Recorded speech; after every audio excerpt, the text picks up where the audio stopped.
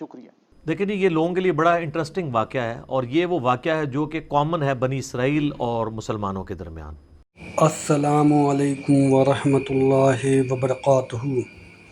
قابل نے حابیل کو لڑکی کی وجہ سے قتل کیا تھا، یہ درست ہے یا غلط ہے، اس کے بارے میں علی مرزا نے بتایا ہے، اور قرآن میں ان کا نام نہیں آتا ہے یہ بھی بتایا، اور آدم کے 2 بیٹے تھے ان کے بارے میں بتایا ہے، اور اس ویڈیو میں کافی ساری چیزیں انہوں نے بتائی ہے، اور یہ ویڈیو آپ خود بھی دیکھیں سنیں، اور قابل اینڈ حابیل کا بھی معاملہ اس میں بتایا گیا ہے، تو ساری چیزیں جو ہے آپ کے سامنے آ جائیں گی، اور اللہ تعالی ہم سب کو صحیح راستے پہ چلنے کی توفیق عطا فرمائے، آمین ثم آمین۔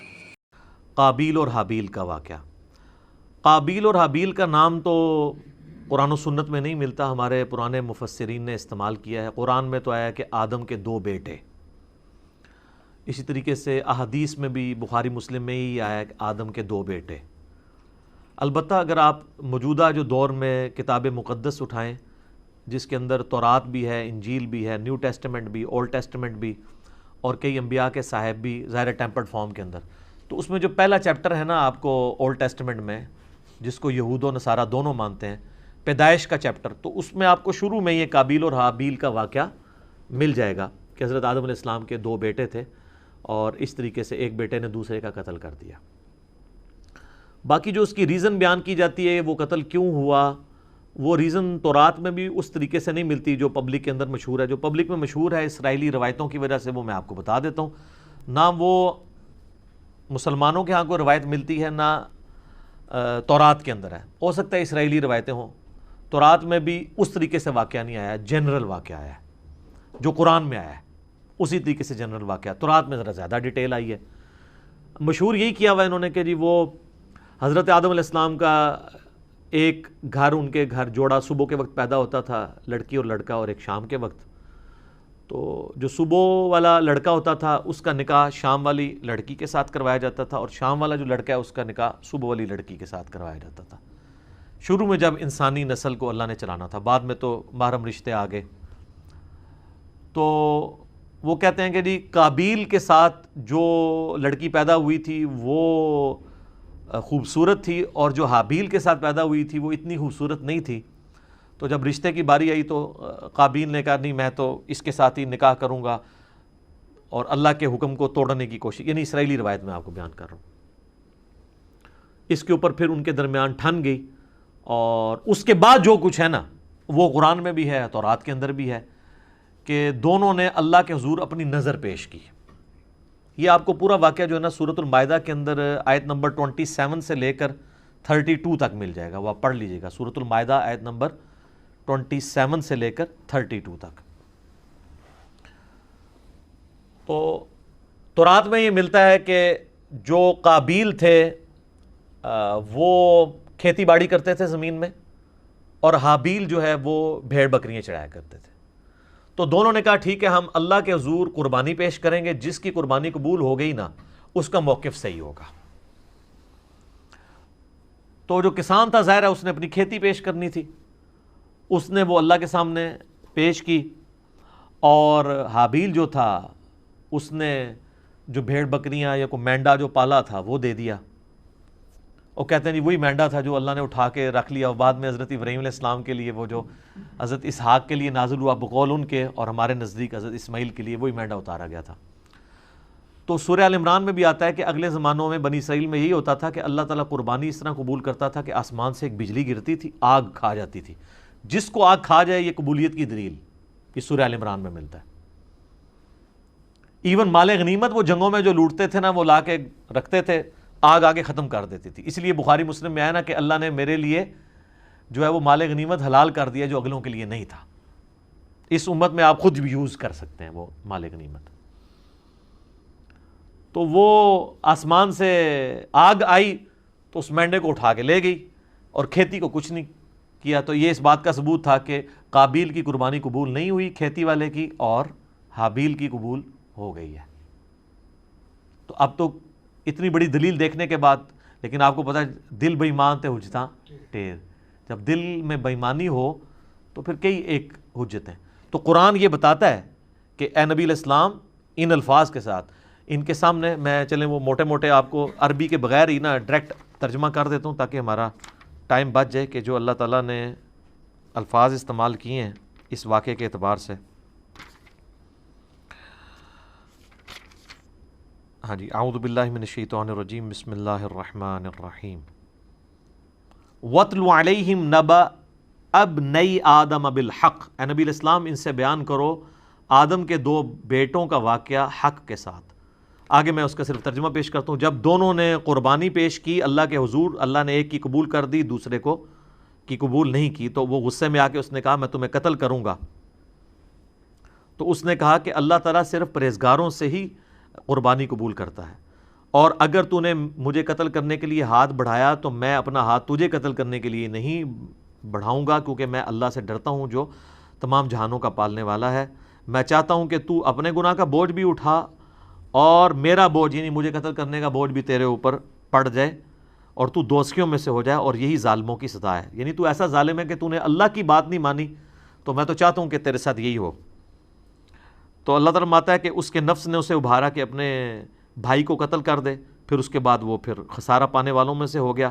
پھر اس کو یہ پتہ نہیں چل رہا تھا کہ میں لاش کیسے سنبھالوں، کیونکہ اس کے پیچھے یہ انسانیت کا پہلا قتل تھا۔ بخاری مسلم میں حدیث ہے جب بھی کسی کو ظلماً قتل کیا جاتا ہے نا، تو آدم کے اس بیٹے پہ بھی اس کا وبال پڑتا ہے، کیونکہ اس نے وہ بات شروع کی تھی۔ جو بدعت شروع کرے گا اس کے اوپر بھی وبال ہوگا، اور اس کے اپنے وبال میں بھی کمی نہیں آئے گی جس نے یہ کام کیا۔ تو اللہ تعالیٰ نے ایک کوے کو بھیجا، اس نے زمین کو ریدی تو اسے پتہ چل گیا، اور وہ یعنی اسرائیلی روایتوں میں ملتا ہے کہ کوئی کوا تھا وہ مرا پڑا تھا، تو دوسرے کوے نے اس کے لیے زمین کھودی اور اس کو اس میں پھینک دیا، تو اس سے ان کو آئیڈیا آیا کہ میں اپنے بھائی کی لاش کو دفنا دوں۔ اس سے پہلے تو پریسیڈنٹ کوئی نہیں تھا۔ تو جو لوگ احادیث میں آئے ہوئے واقعات کا مذاق اڑاتے ہیں تو ہم ان سے کہتے ہیں قرآن میں تو آج تک ہم نے فزیکلی ایکسپیرینس میں تو کبھی کوے کو دوسرے کوے کو دفناتے ہوئے نہیں دیکھا۔ یہی واقعہ اگر بخاری مسلم میں ہوتا ہے انہوں نے مذاق اڑانا تھا، تو وہ کہیں گے نہیں یہ اسپیشل کیس تھا، اللہ نے سکھانے کے لیے کیا تو اللہ کر سکتا ہے، معجزہ ہے۔ تو پھر اس طرح کے جو واقعات بخاری مسلم میں آتے ہیں وہ بھی معجزات کے طور پہ ہوتے ہیں، ان کا مذاق نہیں اڑانا چاہیے۔ تو پھر اس نے کہا ہے افسوس میں اپنے بھائی جیسا نہیں ہوں، میں اس کوے جیسا نہیں ہو سکا کہ اپنے بھائی کو دفنا سکتا۔ پھر وہ نادم ہو گیا، اور پھر اللہ تعالیٰ فرماتا ہے من اجل ذالک، اسی ایک واقعے کی وجہ سے کتبنا علی بنی اسرائیل، ہم نے یہ بات طے کر دی تھی بنی اسرائیل کے لیے، انہ من قتل نفسا بغیر نفس او فساد فی الارض فکأنما قتل الناس جمیعا، اگر کسی جان نے دوسری جان کو قتل کیا بغیر اس کے کہ وہ جان کے بدلے جان ہو، وہ بھی جوڈیشری کے تھرو ہوگا، قتل کے بدلے قتل خود نہیں کرنا ہوگا، یا فساد فی الارض کی وجہ سے، تو گویا ایسا ہے جیسے اس نے پوری انسانیت کا قتل کر دیا۔ وَمَنْ أَحْيَاهَا فَكَأَنَّمَا أَحْيَا النَّاسَ جَمِيعًا، اور جس نے کسی ایک انسان کی بھی جان بچا لی گویا اس نے پوری انسانیت کی جان بچا لی۔ یہ وہ حصہ ہے جو ڈاکٹروں نے ہاسپٹلس کے باہر لکھا ہوتا ہے، اور اندر جو ہے وہ آپ سے ہزاروں روپے ہتھیارے ہوتے ہیں، جی ایک جان کو بچایا تو پوری انسانیت کو بچا لی۔ الا ماشاء اللہ، ڈاکٹر ہم سے ناراض ہو جاتے ہیں جب ہم مولویوں کے بارے میں بولتے ہیں، اس وقت نہیں ناراض ہوتے۔ تو جب ہم تغلیب کے قاعدے میں بات کر رہے ہوتے ہیں کہ اکثر ڈاکٹرز ایسے ہی ہیں، پرہیزگار لوگ بھی موجود ہیں، تو وہ تغلیب کے قاعدے کو لیا کریں۔ جب ہم علماء پہ بات کرتے ہیں تو وہ بھی کیٹاگوریکلی جب کرتے ہیں اس پہ آپ خوش ہوتے ہیں، تو وہ بھی ہم سارے علماء کو نہیں کہہ رہے ہوتے، اکثریت کی بات کر رہے ہوتے ہیں۔ تو یہ وہ اللہ تعالیٰ نے فرمایا کہ یہ آدم کے بچے کا جو قتل تھا، اس کے بعد ہم نے یہ طے کر دیا کہ ایک انسان کا قتل بھی پوری انسانیت کا قتل ہے، ایک انسان کو بچانا پوری انسانیت کو بچانا ہے۔ تو یہ وہ واقعہ تھا قابیل اور حابیل کا، اور اکثر لوگوں کو یہ یاد نہیں رہتا ہے یہ قاتل کون تھا، قابیل تھا یا حابیل تھا۔ بھئی قاتل قاف الف ہے تو قابیل میں بھی یہی ہے، اور حابیل ہلاک ہا سے شروع ہوتا ہے، حابیل ہلاک ہوا ہے اور قابیل قاتل ہے۔ تو یہ یاد رکھنا آپ کو آسان ہے کہ قابیل قاتل اور حابیل ہلاک ہوا اس کے ہاتھوں، آسان طریقے نا۔ یہ ایک مدنی ٹوٹکا آپ کو بتا دیا، یاد کرنا۔ باقی وہ جو ڈیٹیلز ملتی ہیں نا کہ وہ چکر تھا، تورات میں بھی ایون نہیں ملتا کہ وہ کوئی لڑکی والا چکر تھا۔ ہو سکتا ہے بعد میں کسی نے اس کو، جس سے آپ دیکھیں ارطغرل ڈرامہ ہے، اب وہ ارطغرل تو ایک ہیرو ہے، لیکن اس کے اندر اتنی لو سٹوریز انہوں نے ڈال کے نا اسے ایک رومانس پیدا کرنے کی کوشش کی ہے تاکہ نوجوان نسل دیکھے. تو یہ میرے خیال کسی نے قابیل حابیل میں بھی نا رومانس پیدا کرنے کی کوشش کی ہے. اس کے پیچھے ہمارے پاس دلیل کوئی نہیں ہے کہ واقعی اس وجہ سے ہوا ہے یا کوئی اور ریزن تھی، کسی اور وجہ سے تھا، یا ان کی ویسے آپس میں ٹھن گئی کہ ہم قربانی پیش کرتے ہیں، دیکھتے ہیں اللہ کے حضور کون پرہیزگار ہے. کیونکہ اگر یہ واقعہ اس طریقے سے ہوتا تو یہ تو بہت بڑا واقعہ تھا، قرآن میں اس طریقے سے اس کو رپورٹ ہونا چاہیے تھا. اور قرآن میں اگر نہیں ہوا تو تورات میں بھی نہیں. میں نے اسپیشلی یعنی تورات اس حوالے سے کئی دفعہ دیکھی ہے. تو اچھا اس میں آپ کو لفظ قابیل نہیں ملے گا، قائن ملے گا، اور حابیل ہی ملے گا. تو بعض اوقات جیسے اب مکہ کی پروننسیشن بکہ بھی ہے، تو ایک لفظ کی 2-3 پروننسیشن بھی ہوتی ہیں. ہو سکتا ہے وہ والی پروننسیشن بھی ملتی ہو، لیکن تورات کے اندر شروع میں چیپٹر ہے پیدائش، اس کے بھی تورات کھولتے ہی 3-4 صفحے پہ آپ کو یہ واقعہ ملے گا. اس میں بھی صرف قربانی کا ذکر ہے کہ دونوں نے کہا ہم قربانی کرتے ہیں تو دیکھتے ہیں کسی قبول ہو. کوئی لڑکی لڑکے والا چکر ہی کوئی نہیں اس کے اندر موجود. تو یہ کسی نے بنی اسرائیل میں عادت تھی نا یہ رنگ بھرنے والی، تو انہوں نے رنگ بھر دیا ہوگا اور وہ اسی طریقے سے پبلک میں یہ نہیں جاری ہے. پھر لیکن لوگ پوچھتے ہیں کہ اگر ایسا نہیں ہوا تو پھر یہ نسل انسانی شروع میں چلی کیسے ہے؟ نسل انسانی یقیناً شروع میں تو یہ جو آج ہم کہتے ہیں کہ بہن جو ہے وہ محرم ہے، تو یہ کس وجہ سے کہتے ہیں؟ اللہ نے اسے حکم کے طور پہ نازل کیا. اگر یہ حکم نہ ہو تو یہ محرم والا معاملہ نہ ہوتا. تو شروع میں یقیناً کسی چیز کو چلانے کے لیے اس وقت شریعت کے احکام ڈیفرنٹ تھے. وقت کے ساتھ ساتھ شرعی احکام بدلے ہیں. نبی علیہ السلام کی مبارک شریعت میں کئی چیزیں جو حلال ہیں پہلے حرام تھیں. بخاری مسلم میں آتا ہے کہ جی نبی علیہ السلام فرمایا اللہ نے میرے لیے پوری زمین سجدہ گاہ کی ہے. پہلے نہیں ہوتی تھی سجدہ گاہ. لوگ سفر پہ بھی جاتے تھے، ساری نمازیں اکٹھی کر کے رکھتے تھے، پھر گھر آ کے یا کوئی مسجد ملتی تھی وہاں جا کے پڑھتے تھے. جی کتنا مشکل کام تھا. مال غنیمت حلال کر دیا گیا نبی علیہ السلام کے لیے، اگلے لوگوں کے لیے حلال نہیں تھا. تو شریعت میں احکامات اس زمانے میں یہ چیز ہوگی کہ جو حضرت آدم علیہ السلام کی جو اولاد پیدا ہوئی ہے، اور باقی یہ کہنا کہ صبح پیدا ہوتی تھی شام تک جوان ہو جاتی تھی، اس کی کوئی دلیل نہیں ملتی. اپنے ٹائم پہ جوان ہوتی ہوگی. حضرت آدم علیہ السلام کی بھی اتنی عمر تھی تو وہ آپ تھوڑا ان کو جوان ہونے تھے 15-20. یہ کون سا پاکستان انڈیا والا جوان ہونا ہے کہ 35 سال میں شادی ہو رہی ہے؟ 12-15 سال میں شادی ہو جاتی تھی. تو 12-15 سال کے اندر وہ اس طریقے سے شروع میں اللہ تعالیٰ نے اس سلسلے کو اس طریقے سے چلایا ہوگا. خود یعنی قرآن پاک میں اللہ تعالیٰ ماتا ہے کہ ہم نے سورہ نساء کے اندر کہ ہم نے ایک جان سے سب کو پیدا کیا، اس سے اس کا جوڑا بنایا. اور بخاری مسلم میں آتا ہے کہ اما حوا جو ہے وہ سیدنا آدم علیہ السلام کی پسلی سے پیدا ہوئی. قرآن میں بھی اشارتاً موجود ہے.